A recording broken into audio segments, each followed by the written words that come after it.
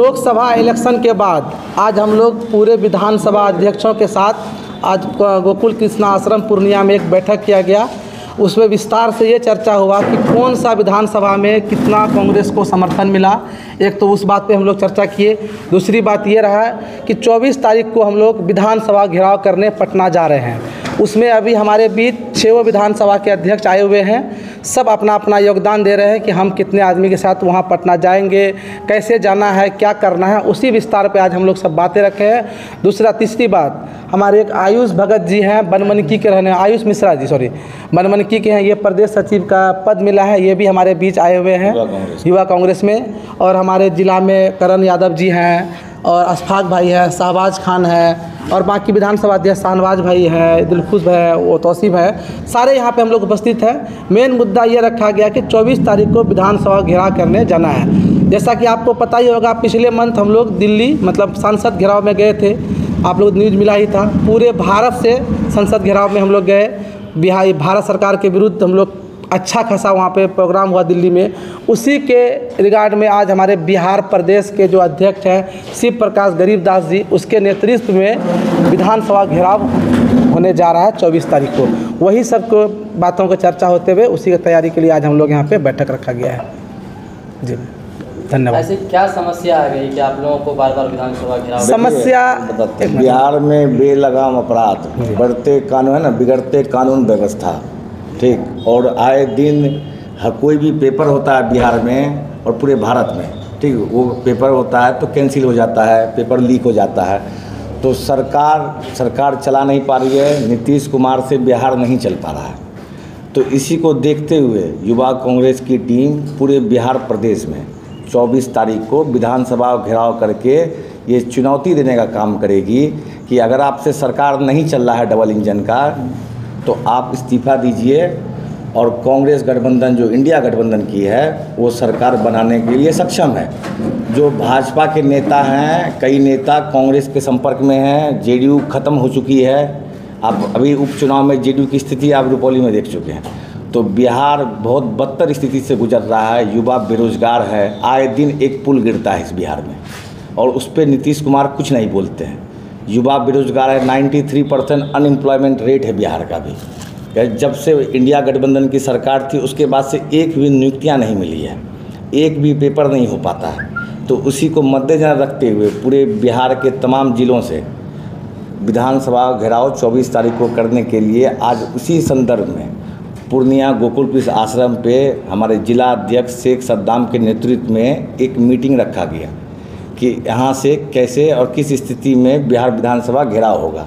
उसी के संदर्भ में आज एक मीटिंग बुलाई गई थी। आप लोग कहते हैं कि अपराध का ग्राफ बिहार में बढ़ रहा है, लेकिन नीतीश कुमार जी कहते हैं वो दौर याद करिए जब 5 बजे के बाद शाम को कोई घर से नहीं निकलता था। तो वो दौर नीतीश कुमार जी को मैं कहना चाहता हूँ, अगर उस दौर में अपराध था तो आपके FIR में भी तो अपराध होगा। उस ज़माने के FIR में आप देखिए, जब तक इंडिया गठबंधन की सरकार थी, कांग्रेस समर्थित RJD सरकार था, आप पत्रकार महोदय हैं, उस समय का FIR का लिस्ट निकालिए जब तक सरकार चली 90 के दशक से 2004 के बीच में। माननीय तेजस्वी यादव जी ने विधानसभा में बोला है कि अगर वो जंगल राज था तो FIR होता, क्राइम होता, बढ़ते क्राइम से आदमी मरता और हर जगह ये चीज़ पता होता। लेकिन उस ज़माने को देखते हुए और आज के ज़माने से कंपेयर करिएगा तो आज ज़्यादा अपराध है। ये हमने करें, ये नीतीश बाबू आपका ही डाटा बोलता है जो बिहार सरकार में दर्ज है। तो नीतीश कुमार जी विफल हो चुके हैं बिहार में सरकार चलाने से, उनको कोई सूझ और बूझ नहीं है। जब भी वो बीजेपी के साथ गठबंधन में जाते हैं उनका मति ख़त्म हो जाता है। उनके दिमाग में बस एक ही चीज़ चलता है कि बिहार में कि अपराध को मुक्त नहीं करना, वो अफसरशाही राज लाते हैं और अफसरशाही ऐसा राज आता है। आज मुकेश सहनी जी के फादर को मार दिया गया, आप देखें, उस पर नीतीश कुमार जी को बयान नहीं देते हैं ट्विटर पे, लेकिन जब मुहर्रम का पर्व आएगा उस पर उनका एक ट्वीट जरूर आएगा।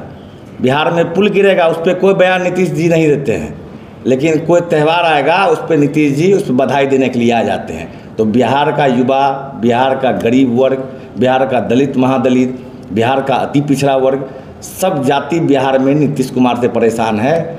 आगामी 25 के चुनाव में नीतीश कुमार जी को बहुत बड़ा इस चीज़ों को झेलना पड़ेगा और बिहार में पूर्ण तरीके से जेडीयू का सफाया और बीजेपी तो पूरे देश में सफाया हो ही चुका है। उनकी सरकार कब गिरेगी ये कभी कहा ही नहीं जा सकता। 5 महीने से ज़्यादा भी उनकी सरकार नहीं चलेगी भारत में, और कांग्रेस समर्थित इंडिया गठबंधन की सरकार भी बनने जा रही है।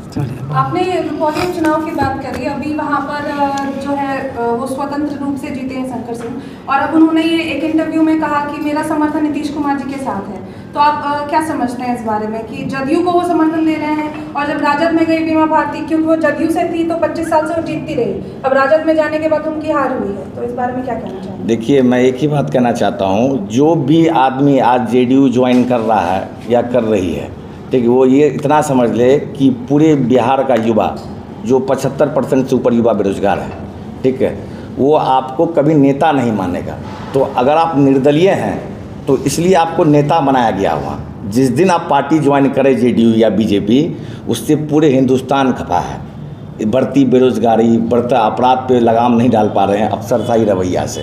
तो जो भी नेता हैं, जीत की उनको बधाई है हमारे कांग्रेस पार्टी की ओर से। लेकिन मैं उनको एक ही पैगाम देना चाहता हूं, संदेश, कि अगर आप निर्दलीय हैं तो ऐसी पार्टी को ज्वाइन करें जो इस देश में सुई से लेके जहाज तक का निर्माण की है। वो एक ही पार्टी है, इंडियन नेशनल कांग्रेस है।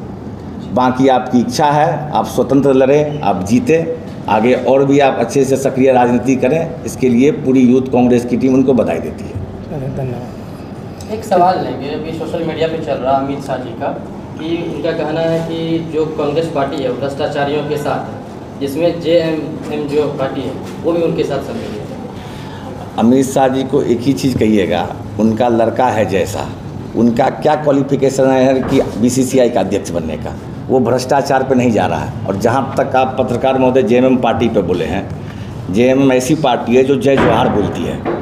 जो आदिवासियों की स्थिति थी इस देश में, उसको कांग्रेस समर्पित JMM ने ठीक किया है, ना कि भाजपा कर दी है। भाजपा झारखंड में 5 साल सरकार चला के कितने आदिवासियों का आरक्षण बढ़ाई है, अब बताइए। कांग्रेस की सरकार थी JMM समर्पित, तो आदिवासियों का आरक्षण 7% बढ़ा। तो अमित शाह को कहिएगा कि जिन जातियों के बारे में आप बोलते हैं, कम से कम उन जातियों को मुख्य धारा के रूप में जोड़ने का काम करें। अगर नहीं कर पा रहे हैं जोड़ने का काम, तो उन जातियों पर ना बोल के हिंदुस्तान की राजनीति को सक्रिय करें। पूर्णिया से कितने लोग पहुंचेंगे कल? पूर्णिया से जन सैलाब जाएगा। आपको पटना में पत्रकार महोदय देखने को मिलेगा कि पूर्णिया की कितनी अच्छी स्थिति है, और पूर्णिया जोर शोर से इस रैली में विधानसभा घेराव में शामिल होने का काम करेगा। धन्यवाद।